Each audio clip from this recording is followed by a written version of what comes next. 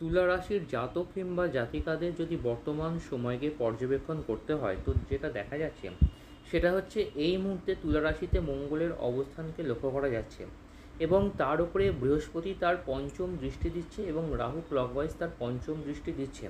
তাই তুলা রাশির জাতক কিংবা জাতিকাদের অ্যাবডোমেন রিলেটেড কোনো ডিসঅর্ডার বা ফ্যাটি লিভার থেকে কিন্তু বিশেষভাবে সতর্ক থাকতে হবে।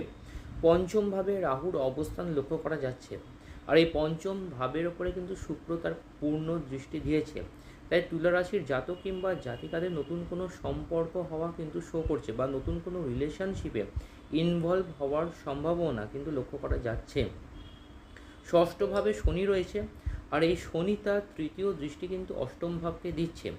এবং আরেকটি বিষয় যেটি লক্ষণীয়, অষ্টম ভাবের ওপরে মঙ্গলের কিন্তু অষ্টম দৃষ্টি পড়েছে। তাই তুলা রাশির জাতক যারা আছেন, যাদের 50 ঊর্ধ্বে বয়স আছে, তাদের কিন্তু প্রস্টেট গ্ল্যান্ড রিলেটেড কোনো প্রবলেম থেকে কিন্তু বিশেষভাবে সতর্ক থাকতে হবে।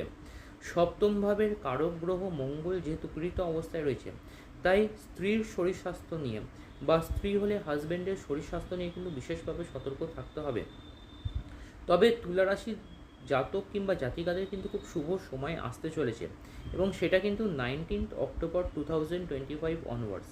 এর মূল কারণ হলো বৃহস্পতি গ্রহ দশমভাবে ট্রানজিট করতে চলেছে, আর দশম ভাবকে কর্মভাব বলা হয়। তাই কর্মের দিক থেকে তুলা রাশির জাতক কিংবা জাতিকাদের কিন্তু বিশেষভাবে শুভ বলাই যায়। এবং এই বৃহস্পতি যখন দশমভাবে ট্রানজিট করবে, ফোর্থ হাউসকে কিন্তু পূর্ণভাবে দৃষ্টি দেবে। তাই আগামী এক বছরের মধ্যে তুলা রাশির জাতক কিংবা জাতিকাদের নতুন কোনো প্রপার্টি হওয়ার সম্ভাবনা কিন্তু লক্ষ্য করা যাচ্ছে। তুলা রাশির রুলিং প্ল্যানেট শুক্র এই মুহূর্তে একাদশভাবে রয়েছে, আয়ের জায়গা থেকে কিন্তু যথেষ্ট শুভ। আর দ্বাদশে যেহেতু রবি আর বুধ রয়েছে, সাডেন কোনো এক্সপেন্ডিচার থেকে তুলা রাশির জাতক কিংবা জাতিকাকে কিন্তু বিশেষভাবে সতর্ক থাকতে হবে। তুলা রাশির জাতক বা জাতিকা যেটা করতে পারেন সেটা হচ্ছে একটি ছমুখী রুদ্রাক্ষ এই নবরাত্রির মধ্যে ধারণ করতে পারেন।